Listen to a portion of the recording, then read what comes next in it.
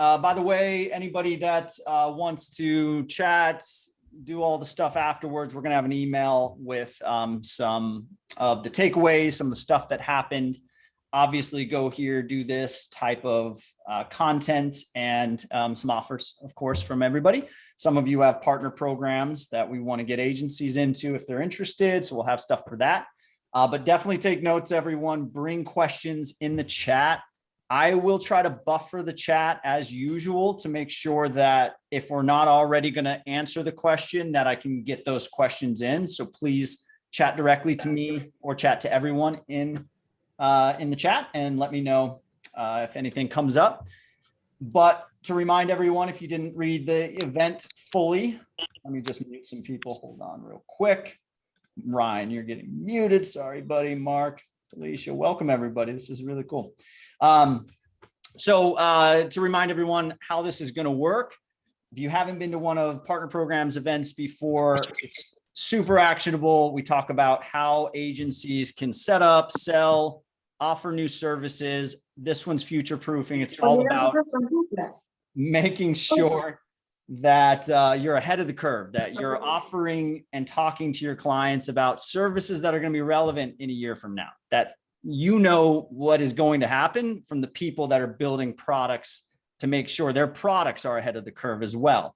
That's the biggest thing. So we looked at the ecosystem, e-commerce services, and we looked at a few specific areas that are new, exciting, or changing rapidly. Financial products, big changes happening.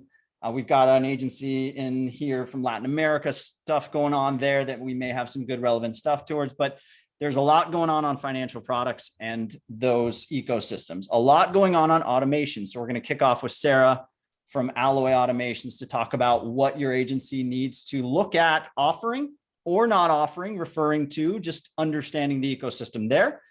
Then we go into financial products. And finally, Mike from Carded, I think still in beta, but Mike's got his head down looking at shoppable content, looking at productizing his stuff, looking at going to market. So he has to be in the know with what's happening around shoppable content. We're going to talk a little bit about TikTok, some of the other platforms that you can start building services around at the end. But again, if you're just joining us, chat directly to me if you have any specific questions for individuals. I will try to plug those questions throughout. We will have a little bit of time for Q&A, and then we're going to open it up towards the end of Mike's session for just kind of chat about everything that we learned. And then we have giveaways, 2 sets of AirPod Max headphones, as well as gift cards, as well as Rout's got some brewmates for everybody. We're going to tell you how to get all of those. We're going to give away the main things during this second or third session, depending on when we have time. But we'll get those out. So let's start with Sara. I'm going to make you the spotlight. So I'm going to start removing people from the spotlight. If you guys can hang on, don't go anywhere. And Sara and I will kick this off. Sara's got an awesome little presentation that we're going to go through, and then we're going to open up to Q&A talking about automation. Sara, introduce yourself. Hey everyone, I'm Sara. I'm going to share my screen so I can go along with some visuals here. So I'm going to chat about automation and how your agency might use automation to either power what you're already doing, so like doing less coding with regards to integrations, or even offer this as a new service because it's something a lot of stores are starting to think about. So Alloy is the company I founded around 1.5 years ago, so we're a pretty young startup, but in that time period, we've grown pretty quickly. So we've raised money from our app partners, like the founders of Shippo and Attentive, and we work very closely with around 90 integrations. So chances are, whatever tools you're using, we likely integrate with them. So I'll go more into what exactly Alloy is and what automation we mean, because it's not specific to email automation. It's not like the automation you find in tools like Klaviyo. We're more all encompassing, or almost you can think of us as like a glue for all the different e-commerce systems. So this is the store you might have set up. It's messy. You have all these different connections. Like Klaviyo has automation. It has integrations to some other tools. So you have links here and there.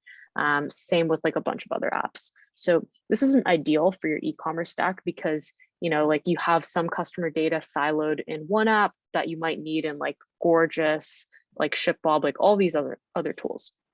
And so that's what Alloy is for. We are this automation tool. You can think of us as an alternative to Zapier or even Shopify Flow, but available to all merchants.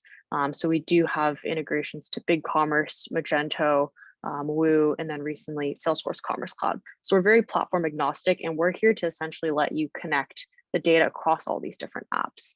And then we have a very powerful visual logic engine. So as you can see, you can add these branches of logic. So you can do a check and say if an order was paid in Shopify, what was the value of that order, what line items were in there, and then segment your customers or like send them specific types of texts. So you can just control the different actions that are happening across these different apps. So even if you have like Klaviyo automation that sends to like, say, an abandoned cart, we can help you further segment it down or even determine like when exactly you want certain automations to send in different apps. And so ultimately this helps you save time and money because some of this work you're probably currently doing like very manually. We also can help you get just more transparency for your customers, especially in the fulfillment process. So very popular examples would be going through unfulfilled orders after like 7 days, getting the tracking status, sending a quick text to your customers, or even adding that to the gorgeous ticket for your customer service reps to like be aware of. So this would all be automated in one workflow. So as I mentioned, we have 90 integrations, everything. So there's a couple of large categories of integrations we have. So marketing apps, including SMS and email, fulfillments apps. So several 3PLs like ShipBob, ShipHero, ERPs like Skipana, NetSuite. And then ultimately all of this like forms into this like concept of a e-commerce stack. So this is something we've been talking about a lot where more store owners are starting to think about how they structure their stack for like cost saving, for efficiency, for like less data silos. And so as you can see, we have several different categories, and what we're here to do is to help like link everything up, make sure everything's working seamlessly across like loyalty support. An example here would be if you have Yotpo for loyalty and like Gorgeous for support.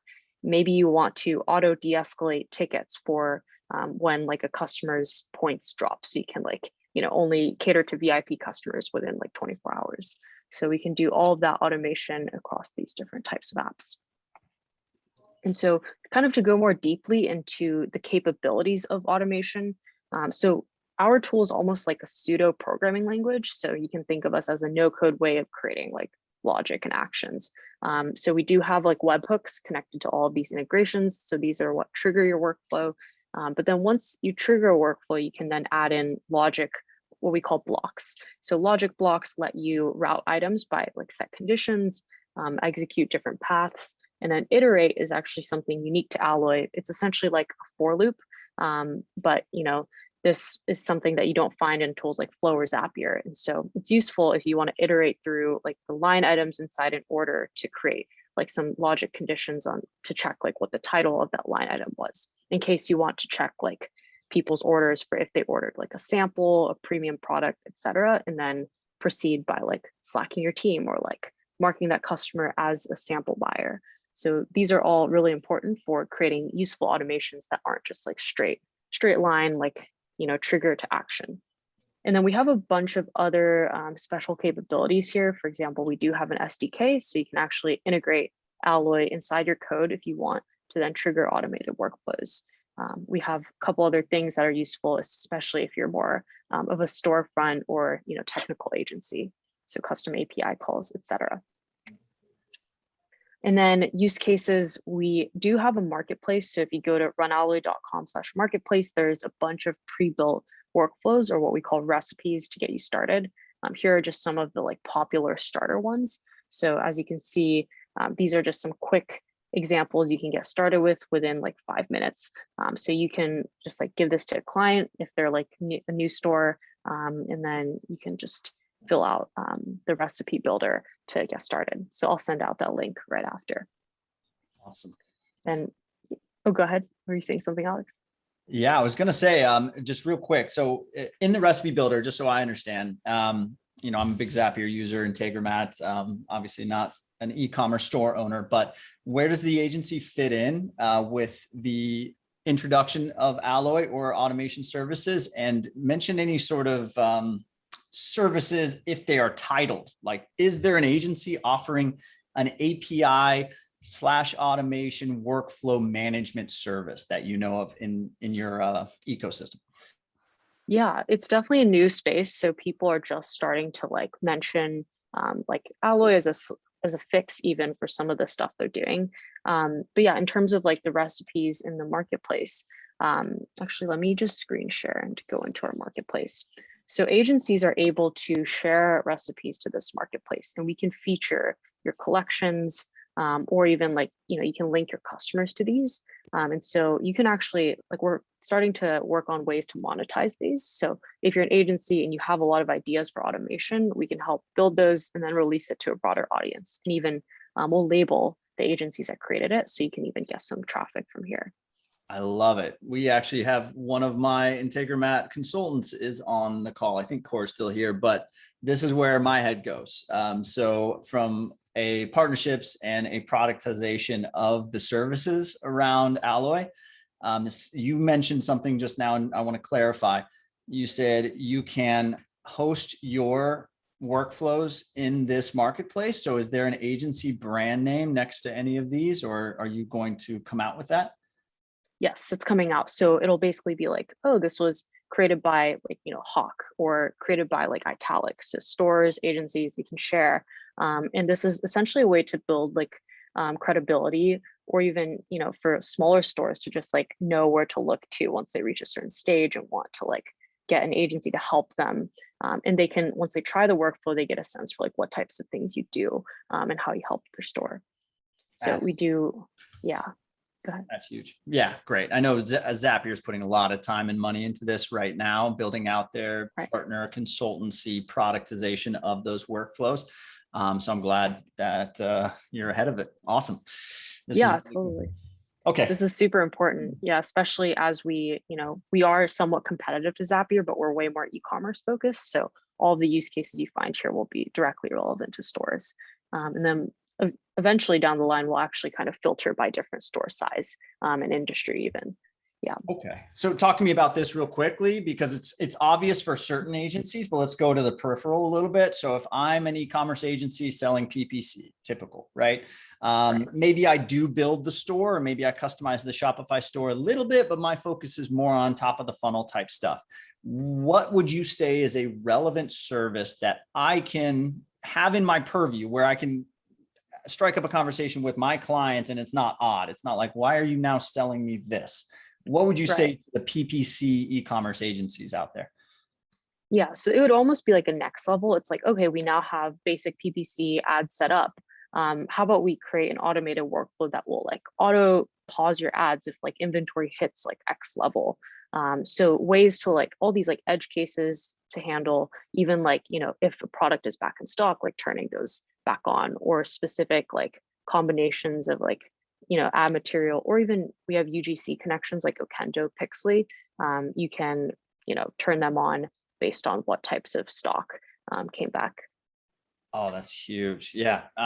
Very, very interesting. So CRO, average order value, abandonment cart type stuff. These are all relevant metrics, relevant terms, relevant conversations that any top of funnel traffic driving agency can have with their clients to make sure that the traffic you're sending isn't going to waste. I love it. Awesome. I'll let Rob. Exactly. So we are it's like a very flexible tool, whatever like rules you want to think of to like control your ads and marketing, we can just create that in Alloy. Awesome. And someone asked about Klaviyo. I know there's a bunch of workflows you can do on Klaviyo, but we mentioned data. So like what I like to know is you get orders, what people are buying from your site. What are the top automations on Klaviyo? Let's start there. Yeah, so actually maybe I'll just do a demo so you guys can see what it's like to build an Alloy. So as you can see, we have my dashboard here. You can create a workflow from scratch or from a recipe. Those recipes are the same as what we just saw.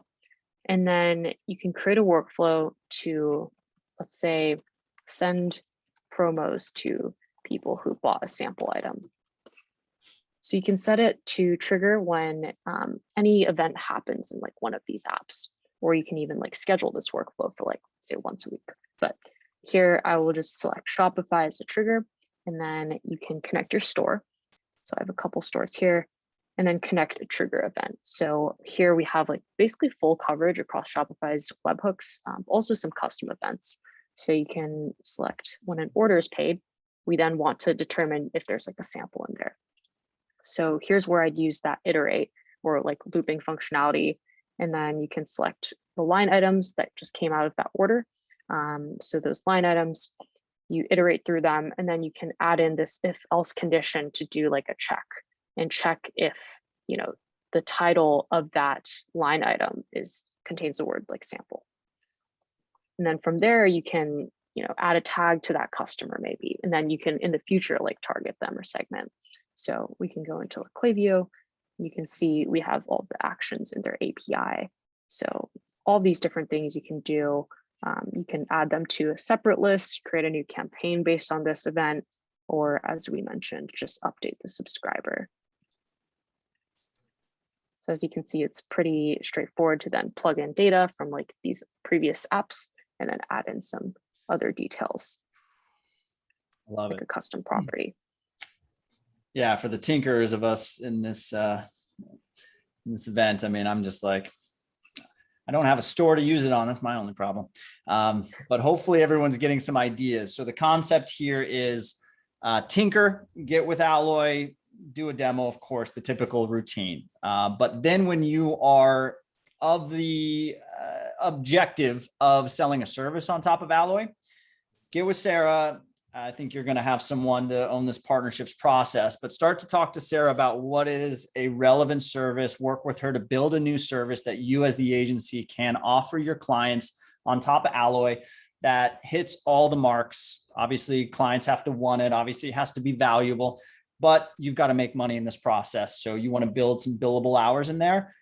We've got a lot of B2B agencies doing this on top of Integromat and Zapier. One of them I mentioned, Core, is in this. His entire business is on top of Integromat for the most part in Airtable, but maybe your PPC, maybe your SEO. So it's not relevant to go that far, but there are services that you should be talking to your client about, setting up Klaviyo workflows, of course, connecting the dots, making sure CRO is happening and increasing, making sure AOV, all these great metrics that we as marketers have to do. But especially if you're building the store, let's end on that real quick. So what are maybe the top 3 coolest or most unique or just most valuable things that you see your agencies doing that are building? Yeah, I'd say we have like Recharge is a very popular integration on us for agencies because, as you know, Recharge is not super customizable. And so we have a lot of flows related to like pausing or like, you know, skipping a charge or like adding a free one-time product if they hit like a certain loyalty point level in like Yotpo. So workflows around Recharge. And when you go into like, when you start with Alloy, you can just like see what's capable inside Recharge. So I'll kind of just show you an overview of all the different like actions you can automate. And then we do have, you know, quite a few like marketing agencies. So SMS has been hot, using us with like Attentive to send like appropriate promos, or even with like Push Owl to send on the fly when users on the page. That's pretty popular. And then the third would be some like shipments related ones. So getting the status of a shipment, like I mentioned, putting that on the ticket automatically, or even getting the status of like late shipments and slacking your team. And so we have a lot of like internal workflows for like e-commerce teams or agencies who are managing fulfillments to just keep track of things. I love it. Very cool. So she's done the work for you. It's just a matter of you figuring out what makes sense for your book of business, for your stores. How do you fit in the middle? Some of you just may want to refer, some of you may want to build services. Either way, the product is brilliant. I've heard nothing but great things. That's why we've invited you. So I hope you got a little sense of what's coming with automations, what you can do, where you can fit in, and reach out to Sara and her team to obviously get started in any way, shape, or form.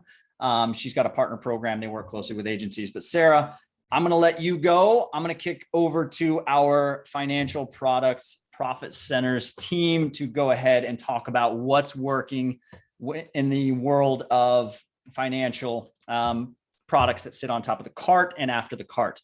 Sarah, if you want to post your contact information, anything relevant in there, and I will email everyone as well after this event. So I'm going to kick Sarah out. Thank you again, Sarah. Thanks for that. That was really awesome. So I'm going to let in a few people and I'll do introductions real quick, and then we'll kick off this more of a roundtable discussion. And we're going to show a little bit of some use cases and some relevant activities that you as the agency can start looking into to make more money and help your clients with conversion rates using these awesome solutions. So go ahead and introduce yourselves real quick, Ashley, and then David, Callie. Cool. Hi, everyone. My name is Ashley Hildreth. I am VP of Partnerships at a company called Clyde. We're an extended warranty and product protection platform. So we're making it really easy and accessible for businesses to be able to offer product protection to their customers. And I'm David Dustin, VP of Partnerships at Route. We're a shipping protection company. So making it easy for companies to give their customers the option to protect their order and avoid some of the losses and pains that come with those scenarios. Hi, I'm Keesee. I'm the Director of Strategic Partnership Development at Katapult. Katapult is a lease purchase option for e-commerce, and we help merchants to supplement their prime offers like Affirm, Klarna, or Bread, so that they can offer full spectrum financing for every type of customer, because we serve the subprime and no credit consumer. Awesome. And I'm Alex, but I'm not relevant here. Just posted the outline. So this is what we want to get out of this discussion. This is not a product pitch. We are not here to talk about the products. We are here to talk about the macro industry of what's happening around the cart. Then we want to show a couple of the use cases. We will show the product at that point. But what we want to get out of this is a good idea of what's relevant. What can we as service providers, store owners, talk to our clients, users, et cetera, about related to financial products. So macro changes. What is relevant? What's interesting? What is happening right now that's causing your solutions to grow as fast as you are and are causing agencies to come towards you? Anybody? I'll start. So I think that for all of us, and everyone chime in, the overwhelming shift to e-commerce shopping, only exacerbated by the pandemic. Customers need to have solutions to make purchases online and access to these supplemental services to make these e-commerce purchases easier. So I think that just the overall shift to e-commerce is a huge macro, and having all these tools like Clyde or Route only help those e-commerce purchases be simpler. Things that they would normally get in store, making them available online, just to support and growth. I don't know if anyone wants to add to that. Yeah, I can add a little bit there. I think one of the major shifts that we're seeing, and one thing that got me really hyped up about joining Clyde, is that, especially with the shift to e-commerce and the drastic changes that we've seen in the last year, the consumer expectations are very much being set by a lot of the marketplace experiences. So like Amazon, Walmart, Target, yada, yada. And so when I saw Clyde, I was like, oh man, this is awesome. Like I feel like what Clyde is doing for warranty and insurance for retailers to be able to offer that D2C instead of having to go to some of these marketplace sites is very similar to what we saw at the dawn of the buy now, pay later platforms. So I'm pumped to be at the forefront of that. And we've seen quite a bit of growth over the last year. Awesome. Yeah, good stuff. David, if you have nothing else to add to that, let's move on to listing out some of the different products that touch the cart. So I'm going to mention you guys, of course, but the cart can go so many different directions. There's obviously automations, which we just heard of. We're going to talk about financial products, but let's rally off a list of all the things that can potentially impact CRO, good or bad, on the cart itself. Well, obviously, I mean, all the different financial products, right? So, or the buy now, pay laters, you have the Affirms, the Klarnas, the Breads, the Sezzles, the Quad Pays. I mean, the list is extensive. You have, the other products that are listed here, but then, there are also different types of like Bolt payment processors that do different types of cart enhancements, one-page checkout on different types of platforms. I mean, the list is really endless as far as what you're able to do on the cart, depending on what you want to do. I think Shopify has also had some pretty interesting things they're doing in the cart, like offering tips. I don't know if anyone see that new feature, but it's incredible, the innovation and the things that are being added, ability to add donations, add services. So if you want installation for bigger products, there are lots and lots of options. I don't know, you guys want to add the ones I probably missed because there's so many. Only a few that I would add. One is delivery time estimates on the cart, and shipping protection options in its different formats. Any other thoughts, Ashley? I think you guys covered a good amount of it. I think just being able to create a sense of security at that moment where, you know, someone's got their finger on the buy now button, whether it's all these different options that could be presented, or, you know, trust signals. You know, I think that covers the gamut. Yeah, so we're talking about, obviously, you know, everything before the cart. There's a lot of you can do, and many agencies kind of get stuck there, and you get into the weeds with CRO in the funnel, right? So your reviews, you mentioned that, chat, messenger marketing. We work with these tools too, but now we're at a point where we're like, okay, there's so much optimization and services that can be built and provided, and at least bringing to your clients around the cart itself. There's relevancy there for all types of agencies. So we as partner programs, we look at the landscape and we say, okay, well, there's tools out there that are not as interesting as others. There's verticals that are on fire right now. There's stuff going on that's super interesting. So we geek out on the stuff, and we had these conversations with Katapult and Clyde, and then we saw Route, and we're like, well, there's something here.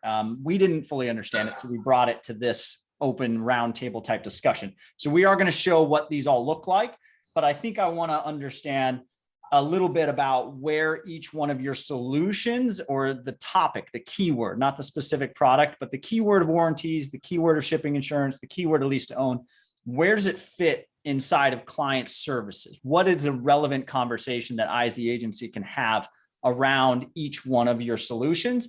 And maybe mention a couple services that it could be added to as a service retainer, maybe, or just added to as part of that build. But let's start with you, Ashley.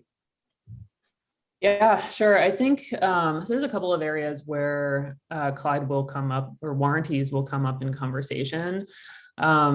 One thing that I'm seeing as like kind of a common kickoff point for the combo is around like returns. Like what happens if a product is broken? How is that handled? How do you recoup those losses?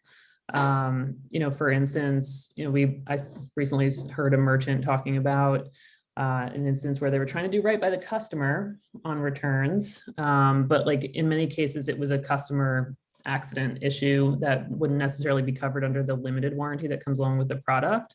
So, you know, accepting the return means that you lost out on having to do a replacement there. But if you had, you know, something like an extended warranty solution where you'd be able to recoup some of those losses, even if it wasn't for that particular replacement that happened within the limited warranty time period, being able to drive up the average order value and increase profit margins across the board helps to recoup some of those losses from that.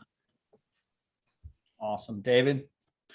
Yeah, I think Route has some similarities there. If it's a return scenario, if it's a lost, damaged, or stolen package, if there's concerns around shipping experience and LTV and being able to bring those customers back through the door again, Route is really a post-purchase experience solution. And so merchants, you know, they spend a lot of money to get a customer in the door, trying to bring those customers back again and again, and make sure that merchants are profitable on those transactions. I think those are the areas where Route's included, whether it's a build or whether it's you know, a conversion, you know, CRO conversation. Any of those would be relevant for Route. I'll go next. So for Katapults, I think, you know, a good trigger would be, you know, they're selling high ticket items in the durable goods space, and they're seeing, you know, high cart abandonment, where people just are leaving the cart because the total is too high, where Katapult can come in and essentially allow the customer to pay over time. If they are looking at their Prime offerings, if they're using a Prime like an Affirm or Klarna bread. Katapult is always a good supplement if they're worried about declinations or declines, because we can obviously supplement that. We're a complementary product. We do not compete with them. So we actually help give incremental revenue to the merchant to increase approvals. Another one is if they're looking to increase their average order value, or if they're looking to increase conversion rates. Adding Katapult on average for our merchants has increased conversion rates around 11%. So having those conversations during initial replatforming project, or if these agencies are doing quarterly business reviews and looking for tools and supplements that can improve their customers' performance on their websites. Those are always relevant times to bring up Katapult, I think, or any of these tools really together, because we actually all complement each other quite well in the cart. We work together, Katapult and Clyde, and obviously Route, all are great products together as well as separately. Awesome. Yeah. And Like we a want to show a little bit of what's going on. So a cart can get pretty hectic. We don't want to overcomplicate things, but we do want to show exactly what it looks like. So let's start, Ashley, back to you. If you want to quickly just show what it looks like so we get a little bit of visual reference for what is going on. And this is Clyde warranties. You see some other relevant logos there, but show us what it actually looks like for the consumer. Yeah, happy to. So we integrate with all the usual suspects with the e-commerce platforms, so like Shopify, BigCommerce, Magento, Salesforce Commerce Cloud, so that you can offer extended warranties during the purchase journey. So when you go to add a product to the cart, they'll be presented with the Clyde modal, which can be triggered off of like the add to cart button off the product detail page. You'll see here you have a variety of different options for the contract types, lengths, prices. And then within the cart, see, I did not add product protection there, but we also have an integration right into the cart here, where any eligible items that would be could be covered by Clyde will be listed with the little add accident protection button, where you can click that and add accident protection to the cart, within the cart as well.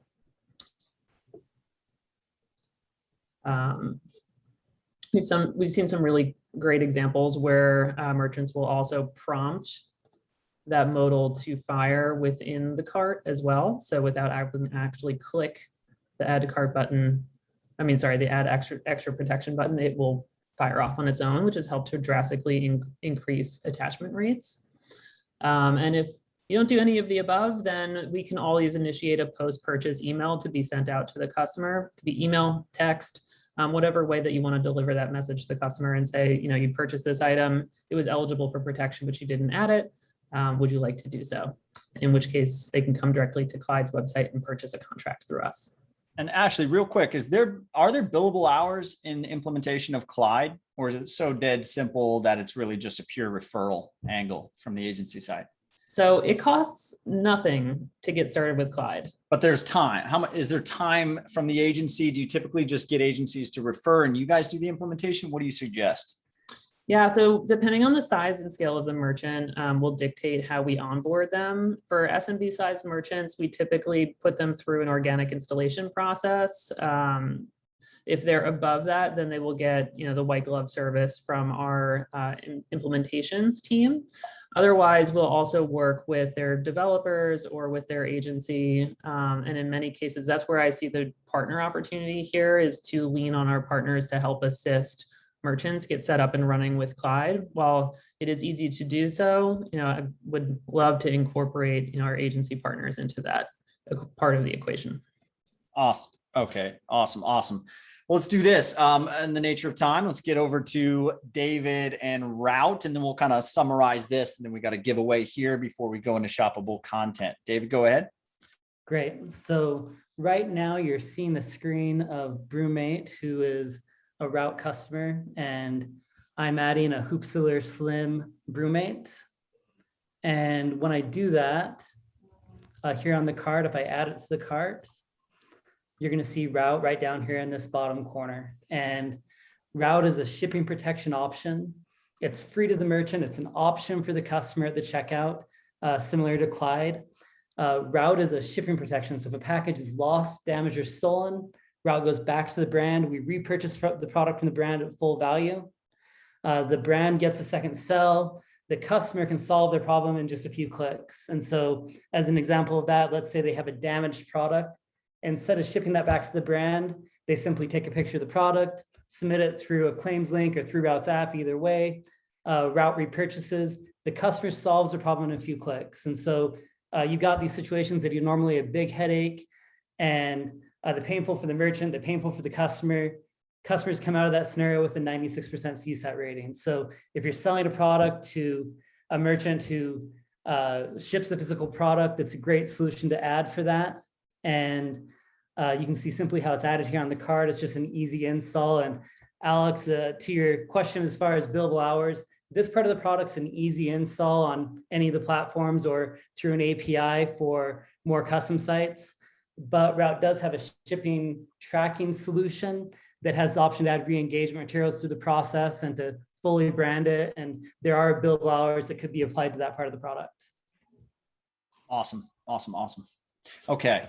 And then just real quick, and Ashley, maybe you didn't mention this either, but what would you say to expect on the commission side? We don't like to talk about it. It's not where your head should be, but of course, commissions do start to happen and it becomes its own thing. Mention that real quick, David, and then Ashley, and then Callie, as a part of yours, mention where commissions sit. Yeah, since Route is an insurance. Since Route's an insurance, there's laws that regulate how we do that. It's not a percentage of revenue like a lot of things. It's a flat fee per transaction. And so every transaction that Route is added to is a 10-cent referral fee. And across the board, regardless of the product, customers add Route to about 50% of their orders. And so you should be able to know kind of the customer's transaction volume and know the number of customers that will protect their orders and multiply that by 10 cents. And that's the referral fees that an agency will be paid. I like it. Okay, and I'm going to answer David's question, and maybe Callie, you can, or someone can answer Core's, but Core said, should all of these options drive you to know your customers better so that you don't intimidate or drown them in options? So it's more of, okay, well, really, how much should I talk about to my clients? How much should I add? So I'm just not bombarding them. Partner Program's recommendation is to roll this up into one add-on where it's, hey, do you want the checkout to be fully warranted and have a lease-to-own option for CRO, and then have obviously the shipping insurance there. So it's almost like its own financial product profit center. That's why we call it that. But what are your agencies doing? Anything relevant there from Ashley and David? And then we'll go to Callie.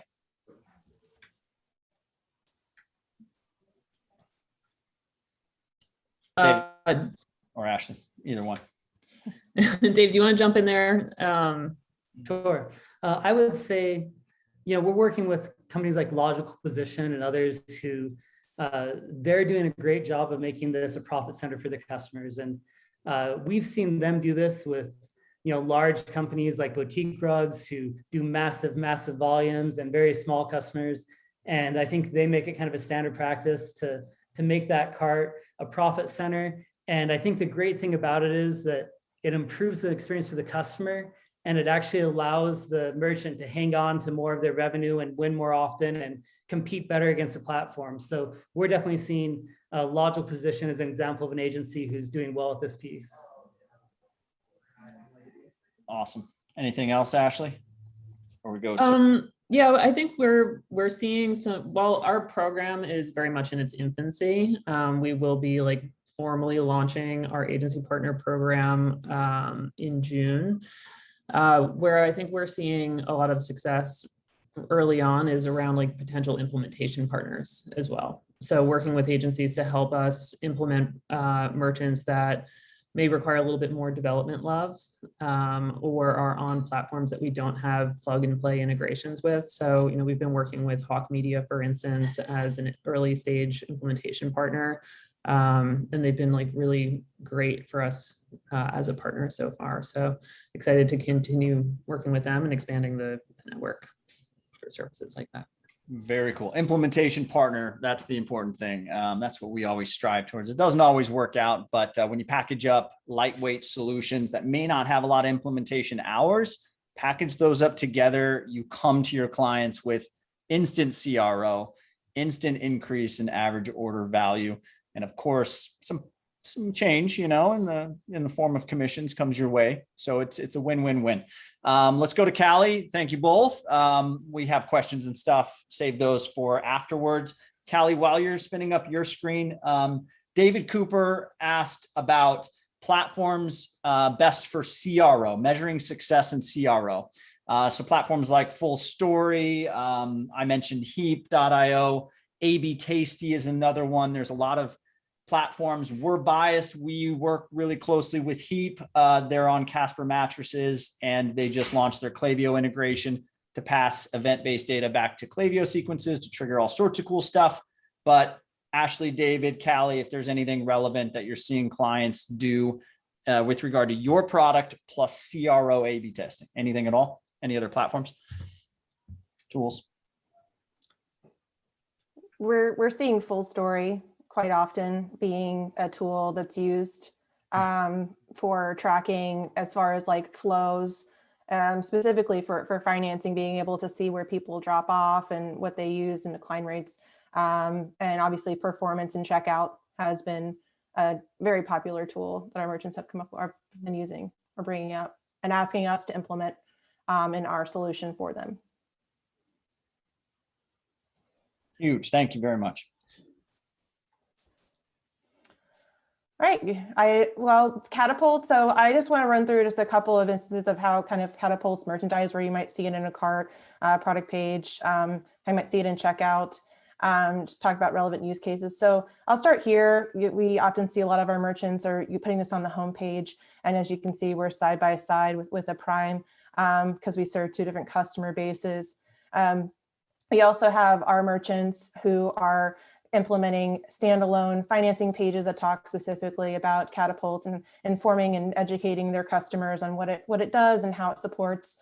But then we also have different other merchandising where you can see where we're on the product page level, as well as inline in checkout.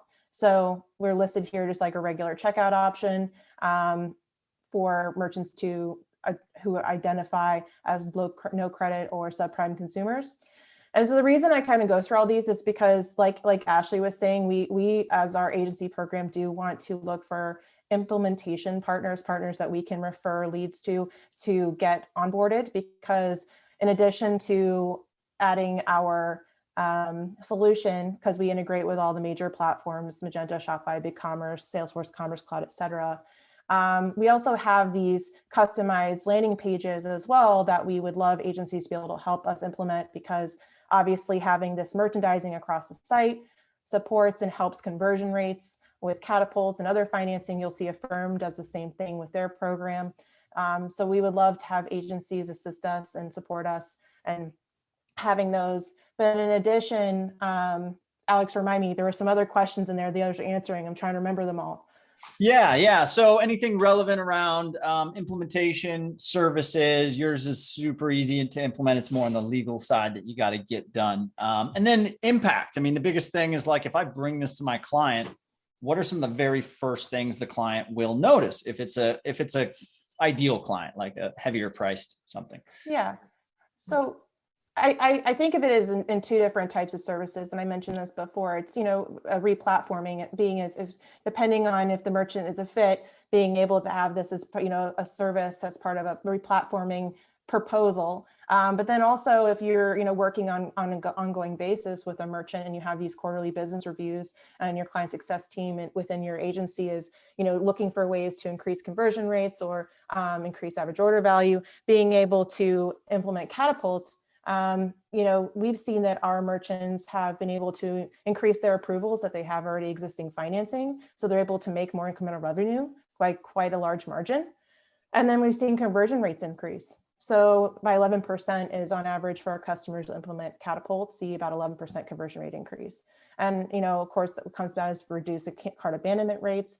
And it's a lower cost of acquisition for your customers. And I think that that's obviously a good story for them, for you to have done that and help them through that. And so, yeah, did I miss anything? No, but Juan, one of our agencies, Guatemala, awesome eComm agency, was chatting. I was just reminding me, is there anything relevant in Latin America for all of you guys? There's so much going on down there and some really cool stuff around Shopify specifically, but anything relevant to mention around Latin America before we go to Mike at Carded, or giveaways, then Mike at Carded? Go ahead. Anything they should know? All I would mention is when it comes to shipping protection, it's available for any country. And thinking about Cali and Katapult, they're able to approve customers with a lot more breadth than most solutions. And so it's probably a fit for a much wider variety of people there than some of the other solutions. Awesome. All right, Callie, let's do this because everyone's been so patient. Let's do the gift card giveaway. We'll save the headset giveaway for towards the end of Mike's presentation there, or chat. Sorry, Mike, discussion. But Callie, let's do a couple names for the gift cards real quick. Okay, I have my bowl ready. I will pull, and please, this one has a tough last name, so please be patient with me. Raman Ramhormori. See, is he here? You gotta be. Oh, he is. Raman, take yourself off mute if you want to say hi. Otherwise, how does he get it? We will email you the Amazon gift card, $100 Amazon gift card. Okay, perfect. Raman, I'll get Callie your email so you guys can chat. Number 2. All right, hold on. And if you want to do 3, 4, and 5, up to you. You don't have to, but the option's there. And the next one is Joe Donnelly. Joe, let's see if he's here. Joe, awesome, sweet. Congratulations, perfect. Joe and Raman. So I'm going to start email threads between you and Callie. Should I CC Grayson on there? Probably should. Make sure you guys get your money. Thank you very much, Callie Katapult, for getting that done. That's awesome. And then we have AirPod Max giveaways as well. I think a lot of people are excited about that as well, but thank you so much. And then mention, David, one more thing, BrewMates. How are we going to give away the BrewMates? So that's everybody gets a BrewMate. Yep, everyone gets a BrewMate, and all you need to do is just send me an email. It's just david@route.com, route.com. Send me an email. We'll respond back with a gift card, with a discount code. You'll get a free BrewMate for anyone who emails me. Awesome. Okay, we'll do the AirPod Maxes here in about 15 or so minutes, but I brought Mike from Carded on. Thank you, Ashley, Callie. Ashley, I'm going to come back to you for that giveaway, but thank you, Mike and David. We'll see you guys online or in the chat. Feel free to geek out on Mike's discussion here if you would like to. Okay, Mike, I'm going to remove some people from Spotlight. So it's just you and I. And this discussion is one I've been getting a lot of interest around. You are the shoppable content guy that I found in my research. I don't know who else is even out there. I'm not big in the world of shoppable content, but this is huge. I mean, I saw some demo that you had posted on LinkedIn with the Clubhouse overlay, and then I saw the TikTok overlay, and I was like, I got to reach out to this guy. I got to do something with him. So introduce yourself real quick, introduce what we're going to talk about, and then we'll go into just some back and forth Q&A discussion. Yeah, definitely. So I guess I'd start with the fact that we don't have a partner program. We build tech for big tech. So we work with names I can't mention because we're under NDAs for everything. But you'll know who they are if you figure it out. Basically, the one thing I would say is people see shoppable content as a little bit different than what it is. They think it's a value add. But really what shoppable content means is these big tech companies are trying to take the top of funnel. They're basically going, hey, when I show you content, how can I steal that content? How can I steal that funnel away from you and make it go through my funnel rather than your funnel? So I guess what we build is we actually build the tech to enable those big tech companies. And I'm jumping on this to kind of explain how you can leverage that to your benefits, I guess. So. Very cool. Yeah. Let's definitely go down that Yeah. road. So we're going to talk about where it's headed and where Yep. agencies fit in. That's the main thing. Yeah. So I definitely, I've been thinking about this a lot, how do agencies fit in. The one thing that comes with this tech is that to get to the top of the funnel, big tech's not in e-commerce. They just do the tech. They know how to choose how a customer wants to buy something. So it's about how do you get to that place where the big tech chooses you as that funnel.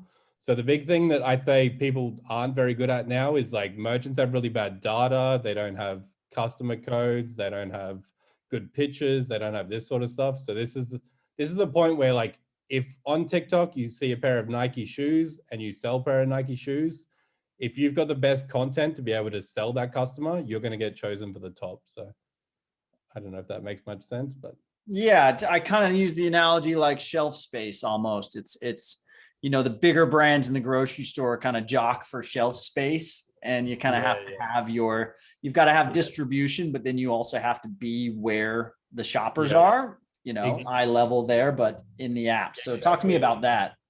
Yeah, so I suppose the big tech is the distribution. So they've obviously got all customers looking at social media all day. So what they need people to fill that demand. So they've got people looking all day at content they've decided they want to buy. Now they've got to match that with a seller that can do it. So how they match it is you've got to be the one that has the product data available to be able to sell that order. So that's where this data play comes in a lot, because if you don't have the SKU or the data matching that product they're trying to sell, you miss out on that order. And they're trying to steal it away from the people that should be getting it and actually pass it on to someone where they can make a commission out of it. And we probably should have done this before you started talking, but the reason why Mike's the one talking about this, obviously Carded is there to solve this problem, but Mike's been in this game your whole life from what I can see. But he was at Shopify for a while doing engineering, Fast, co-founder of Op, then Carded. You've been in this world a while. You've been thinking about this a while. You've seen it from the back end. You're seeing it from the front end. You're seeing it from the middle. So the important thing for us to think about, I think, as agencies is like, what sort of keywords do I need to listen to, as well as what should I be proactive about to make sure that I'm staying ahead of the curve, that I'm listening for the right signals and putting myself in the right conversations. And it definitely probably matters per channel. So like there's obviously TikTok, Facebook, Google, they're all sort of trying to take this away. Like they're trying to own this funnel a little bit. So I guess it's about focusing on the funnel. So like with TikTok, an example, they've announced that they're releasing the ability to tag videos and have external links. So like when they release that, whoever jumps on that the first and is the first person that obviously starts tagging products is the person is the brands that are going to win. So being able to sell these services where you help people obviously create these shoppable links is going to be a benefit.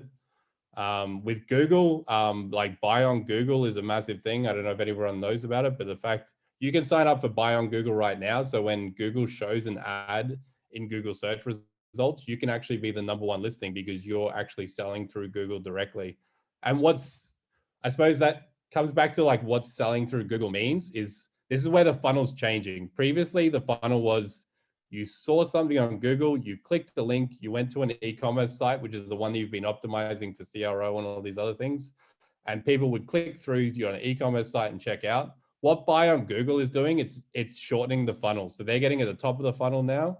And they're basically saying, hey, instead of going to your website, we're going to check out right on Google. And we're not going to bother sending you that traffic all the way down the funnel because we've realized that we can optimize the funnel better than you can. So. Very cool. Yeah. So let's talk a little bit more about the tools and the opportunities that you see. So if you put your agency hat on, pretend that you're not Carded for a minute and that you are an agency doing some top of funnel stuff, traffic and conversions. Maybe you built the store, maybe not, but that's the typical. But let's talk to those agencies to say, hey, if I were you, and I'm selling PPC, I'm doing this kind of stuff. What is coming that I need to prepare for? And then what are some really interesting ways that if you were starting to think more creatively about your vertical and your services, what you would do, what you would start thinking about, maybe even people you should follow, places you should go, where should I be? Where should I be? Yeah, no, I suppose it's a hard one because everyone's making different. This is definitely an industry that's just changing constantly because it's evolving. But I would think of the fact that these channels are trying to take the top of funnel. So what that means as an agency is that you can actually have the ability to steal the top of the channel from other merchants. So say that usually someone was going to send someone to the Nike site, but to be honest, most of these big brands are quite slow on their integrations. So if you happen to do an integration before Nike does, and you happen to have a fulfillment partner that can do that, by actually doing the integration before other people, you get that chance to be that company that's actually stealing the top of funnel. So by getting your data in a really good place and being sure that you've got your global identifiers and you're labeling your data correctly, you can actually have this chance to actually push your data into Google and actually start stealing these sales that should be going somewhere else, and you can get them coming straight to you. Awesome. Yeah. Now we're mid funnel. Let's go end of the funnel. So Carded is in a really interesting place where you guys are building this out for those major brands, this almost like new channel for them. Yeah. But what is relevant for those dev shops, those agencies that need to focus on good experiences, but may want to involve something of the sorts, right? What do you kind of think about from the development side and design side with new services that could put my brands in a better position to maybe take advantage of something like this? That's kind of how it goes. I think that it's definitely a data play. Like when you, like as an example, if you yourself get on Google Shopping right now and you type in dress, if you look at the filters on the side, you'll see that they'll be able to filter by like neckline and all this other stuff. And people are actually going to start using that. But the likelihood is that you don't have the data to be able to support that. So the people that are sending this data and have the most data are actually going to be the ones that win. So the one brand that says, hey, I'm actually going to catalog my stuff with neckline data is actually the one that's going to come up in the search results. And this plays to images too. So like our system, how our system works is we do image learning on product images. So we look at product images and we go, hey, what does this content look the most like our data? So if you have really shit product images, we're not going to match you to if someone posts a social media post of a dress, we're not going to match you if you don't have the product image to support that. So my thing is, it's how much data can you put behind your data, which is a lot different to what things are today. Because a lot of people are kind of focusing on, hey, how do you get that conversion path correct? But it's like, how can you actually match that data to what's actually trying to sell? Okay. Well, let's do this. So I'm kind of getting to the point where you can maybe package up some level of an optimization if you're not already doing it for your clients that do have these types of products, maybe higher ticket products that change sizing, these types of things. So there's better product images and probably videos as well in there. There's tons of things you can do around that. So what is interesting for you around product image and optimization on the metadata side as well? But just let's talk about that for a little bit longer. Yeah, it's definitely what's different about it. It's understanding image recognition a bit. So what a lot of brands will do is they'll stick it on a white background because it looks good on the website. The problem is that's not how image recognition works. So if someone's going to put something through image recognition, it's probably going to be a social post. So it's probably going to be a lifestyle shot with the product on someone and this sort of stuff. So the more you can get images to look like that, the more chance you have of being matched to then be able to be the person that's selling this item. That's the really heavy side. My thing is it's very similar to SEO today. Like when you're SEO and you're keyword stuffing and all this sort of stuff, which you should be doing because it works, is that you should also be considering that when Google works out what to show you when they're searching for neckline, is like make sure that all the products include neckline and all this sort of stuff, because that's the stuff they're actually training their models to be able to work on. So is there a resource for how to know what Google is trying to train the model on? Is there an article that you read out there, something we can talk about?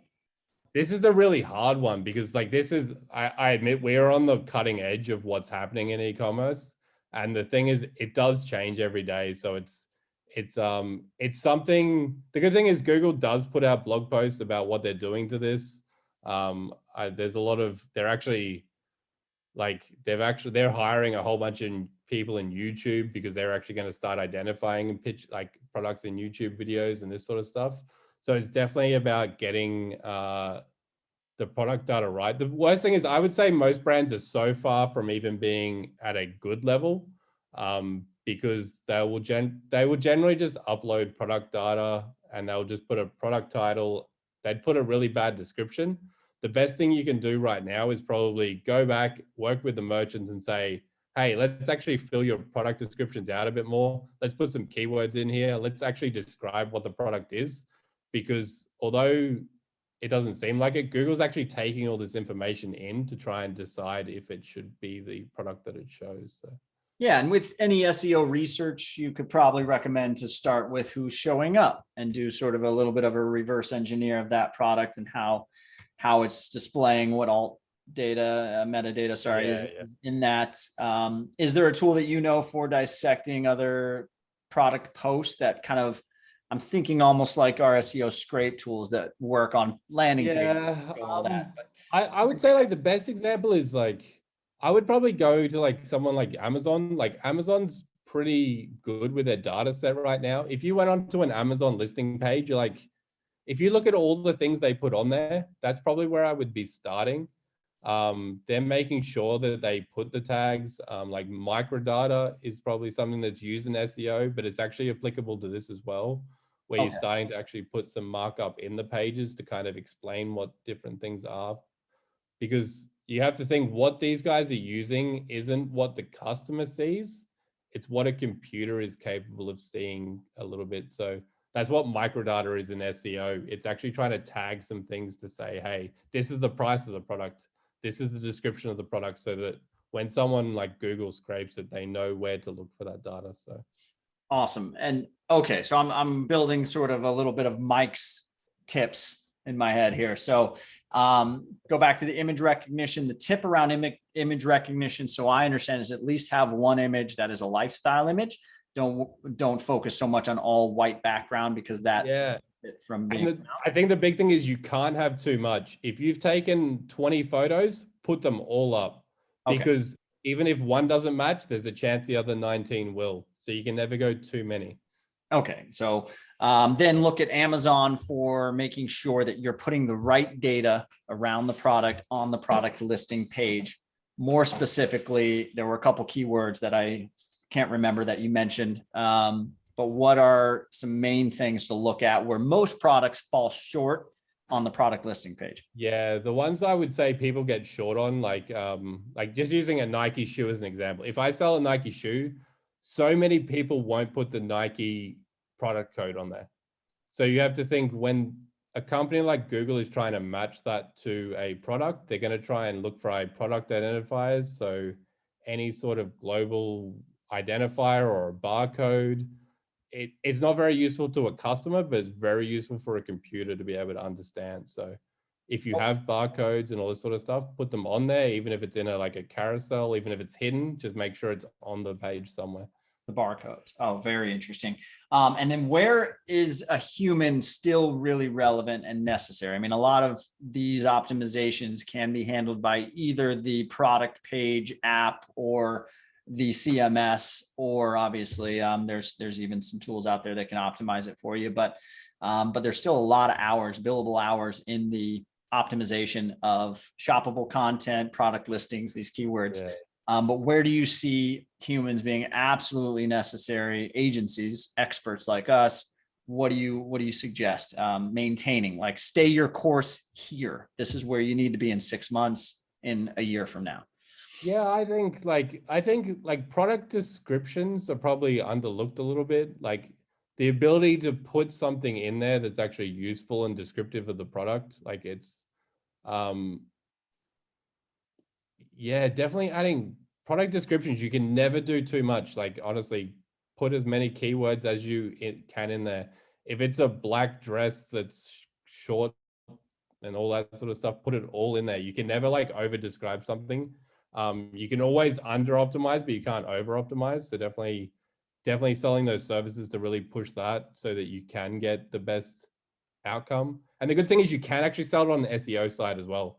So even though this is also for the optimization of like content delivery and these sort of new sort of networks, they're also applicable to the old networks as well, in the fact that you will come up better in search engines, you will do all this sort of stuff as well. So Okay, perfect. Let's do a little role play. So like, obviously, if I'm the agency trying to sell you the store owner or vice versa, I just want to kind of hear, I'm thinking about some pushback, if I want to go and optimize all of your product pages, I kind of say those things like, I saw you don't have this and I saw you don't have this, like use Mike's list here to say, I saw you don't do this.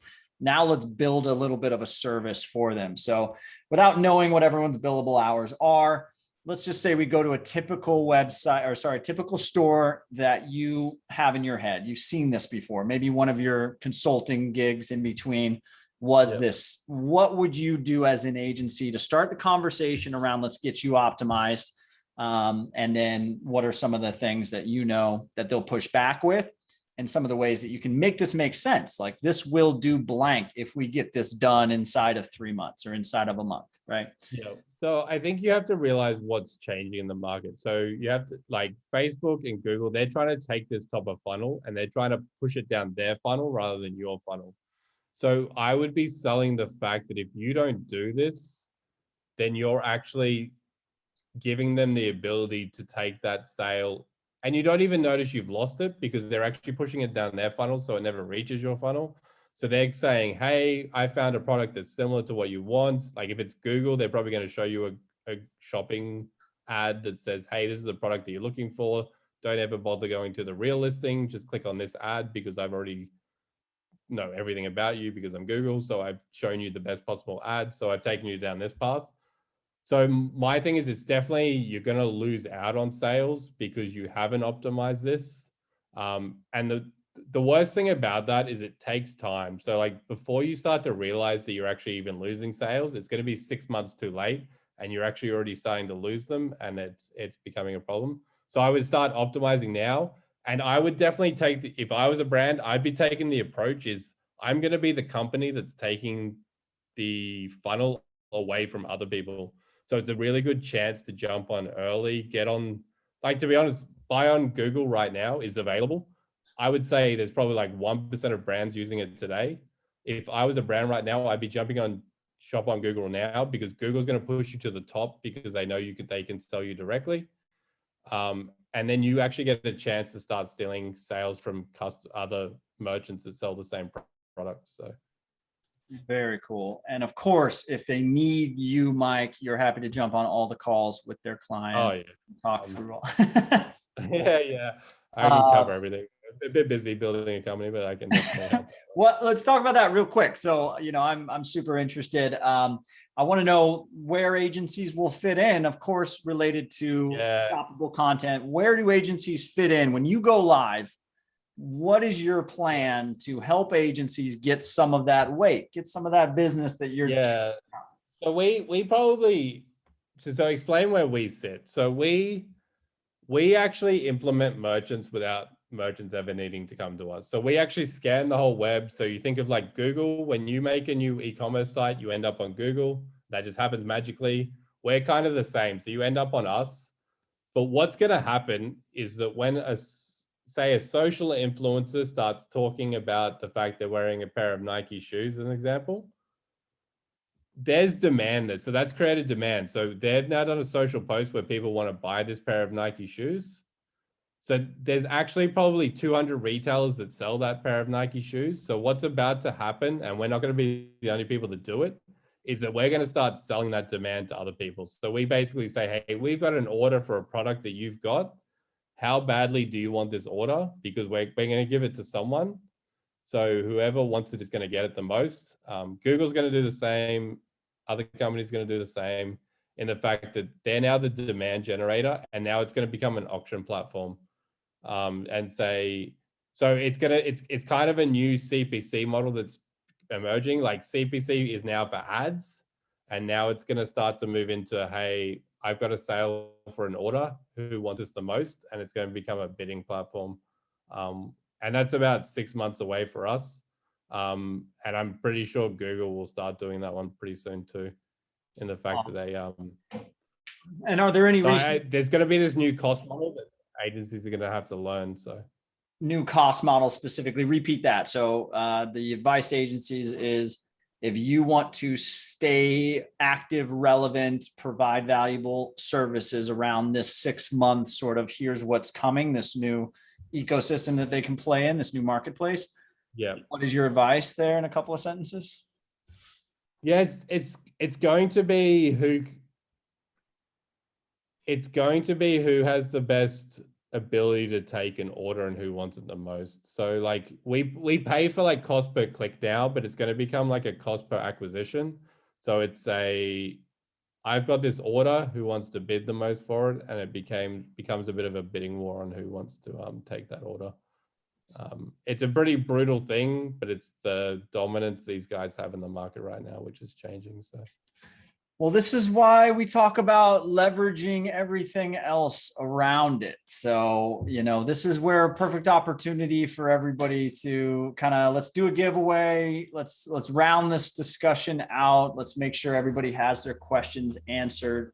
Ahmed, is this available for small brands to you, Mike? Ahmed, you may have to elaborate. Is this available for small brands? I think he is talking about Carded specifically. yeah, so Carded hasn't officially launched, but we actually support 1 million stores already. And if you're on Shopify, you're already supported.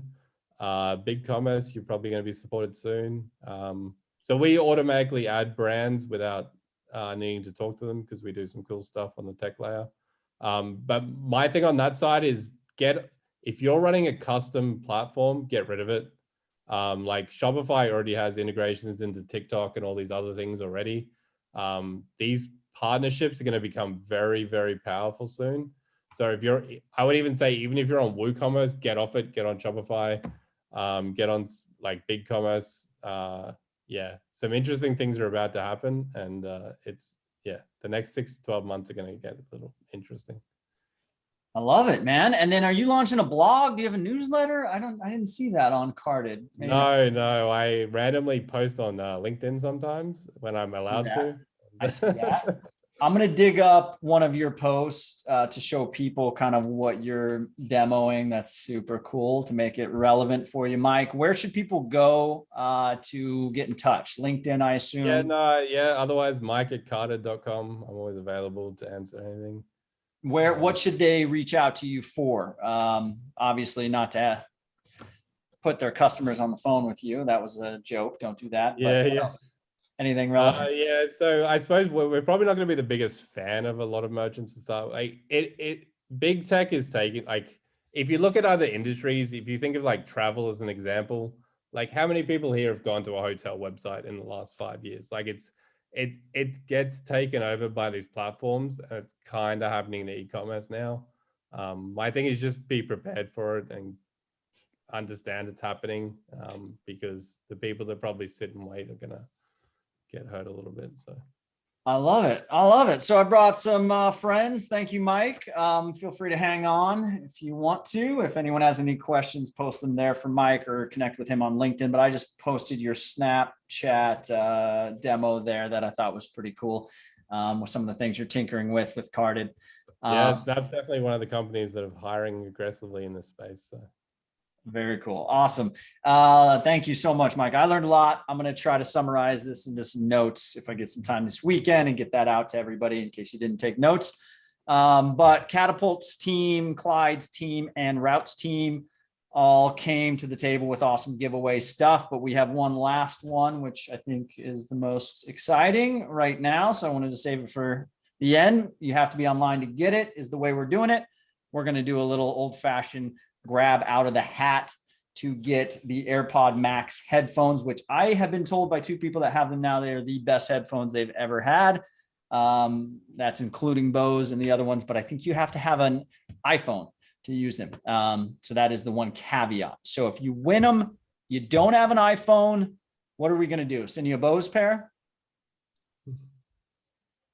Right? We'll do Bose. It's I think they're even a little bit cheaper, so save the people at Clyde there a little bit of money. So we'll do the grab the name of the hat thing.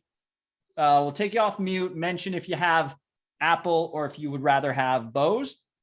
And then is that okay? We'll just exchange it and we'll send you a purchase XYZ. I don't know. You guys are the e-commerce people, not me. We'll take care of it. We'll take care of it. Very cool.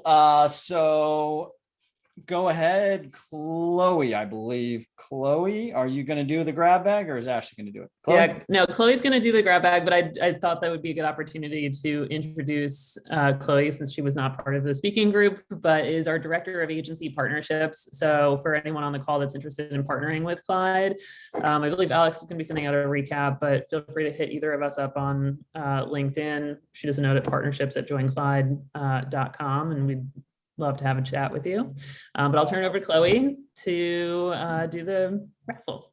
Yeah, thank you, Ashley. So I've got a bowl here with everyone's names in it. Let's see here. We're gonna pull 2 out, yeah? Yes. All right, the first one that I have is Charlie Rohrman. Charlie, are you on the call? Oh, no way. Charlie. Yeah, here I am. I don't know why my camera doesn't allow there. Thank you, guys. Ah, Yeah. buddy. Welcome, Charlie. Hey, man, how are you? I haven't seen you in a little bit. Congrats, man. You do not have an iPhone. I see by the look of the headphones around your neck. Well, I have both, so I'm okay with the iPhone, okay? Because I also have phones, and I'm really excited about testing those out, okay? That's awesome. I have an iPhone and I have an Android. One is for work and the other one is for personal things. That's awesome. One of Congrats. each. Thank you so much, guys, and we're really excited to have a meeting with you guys. Awesome, sounds good. All right, second one here. We got 30 people total. Let's see who's. Mark Rosenthal, is Mark on here? Whoa, thanks guys. All right, Mark. I haven't met you, Mark. I'm Alex. Hi, nice to meet you. Congrats to both of you. The entire presentation was great today. Yeah, that's great, man. So we're gonna connect you over email. I'll send them your email, Mark, since you RSVP'd. I'll have it. Get you some. You want the iPhone or the AirPod Max, or you want both? Sure. AirPod Max, let's do it. Nice. I think we can even engrave them too. So I think Alex will connect us and then we can figure out what you want to include on them.